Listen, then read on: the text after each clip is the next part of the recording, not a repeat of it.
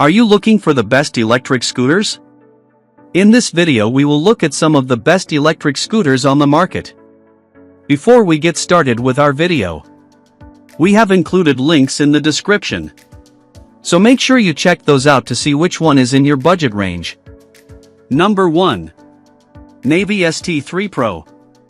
The Navee ST3 Pro is the most comfortable commuter scooter under $1,000, and it's typically the most affordable of this trio mentioned in this guide. It delivers the same plush ride quality as the older and pricier 9 Max G2, but runs on a proper 48V system that maintains power throughout the battery cycle. In my tests, it hit 24.8 miles per hour with 24.9 miles of real-world range.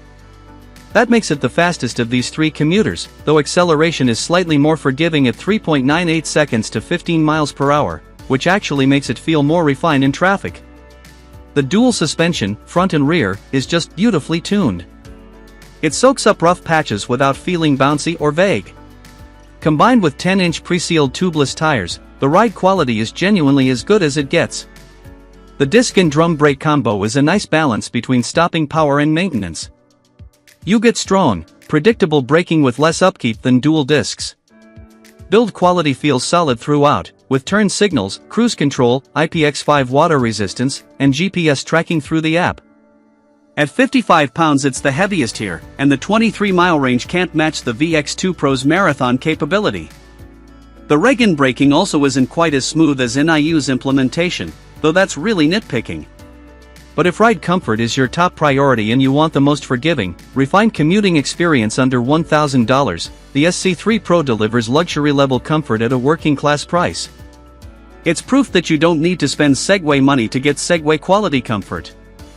Number 2. Kugoo Kukirin G4. The Kukirin G4 is a truly unique beast. I clocked it at over 42 miles per hour in testing, pushing into hyper-performance territory, but at a much lower price.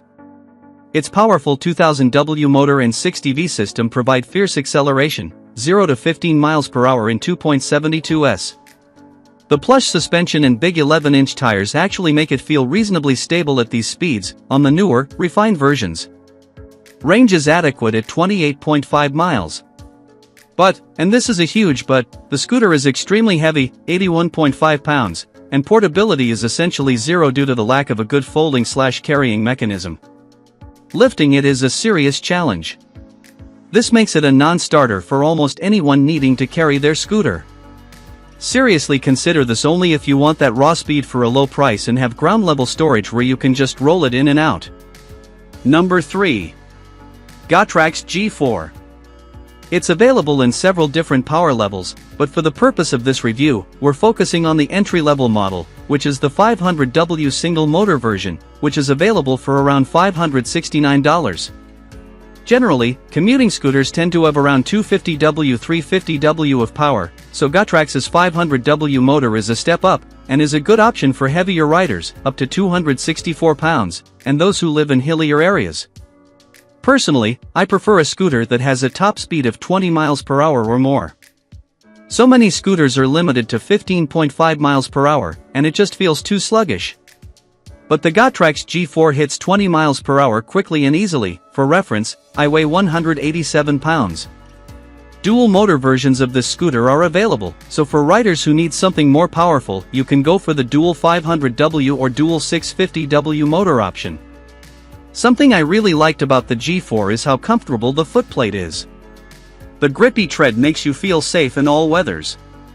My criticism would be that the combination of the hard pneumatic tires and the lack of suspension do lead to the G4 being a sporty/hard ride, which can be tough on the wrists if you're riding long distances. Number 4. Niu K3 Max. First off, the 350W motor with a 700W peak output packs enough punch to get you moving up to 20 miles per hour without breaking a sweat. I did a mix of flat and uphill terrain, and I was impressed by its ability to handle about 20% grade hills. It didn't struggle at all, which is a huge plus if you live in a city with some elevation. On a full charge, I managed to get close to the 31-mile range without worrying about the battery running out, which is perfect for a longer commute or weekend ride. It takes about 6 hours to fully charge, so not too bad if you leave it charging overnight. One feature that really stood out for me was the comfort. The deck is 13% wider than some other models, and that made a noticeable difference in terms of stability. I didn't feel cramped, even when I was standing for longer stretches. The 25% wider handlebars, at 47.3 inches, felt more secure in my grip, especially when navigating through traffic. And those 2.5-inch thick tires? They made the ride so much smoother, even on rougher patches of road. I felt the shock absorption working, and it definitely made the experience more comfortable. When it comes to safety, Niu didn't skimp. The scooter comes with a triple braking system, front and rear disc brakes plus electric braking, which gave me confidence when I needed to stop quickly. The regenerative braking is also a nice touch, helping to recover some energy while you're stopping, which adds a bit to the overall efficiency of the ride. Plus, the scooter has halo headlights and brake lights for better visibility, which I really appreciated when riding at night. Number 5. iScooter 9.4. The iScooter 9.4 comes with an 800W motor that gives it plenty of power, letting me hit speeds of up to 28 miles per hour and easily cover about 28 miles on a single charge. I took it through different terrains, and the 10-inch off-road tires with dual shock absorbers made sure I was comfortable, even on bumpy paths. One thing I really liked was the height-adjustable handlebar. Being able to adjust it between 44.5 to 52.8 inches made it easy to find a comfortable riding position. And it's foldable, so carrying or storing it is a breeze.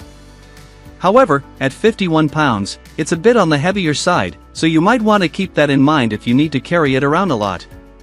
The turn signals and ambient lights are great for evening rides, and the mini robot app adds a fun element by letting me lock the scooter remotely and adjust settings like speed.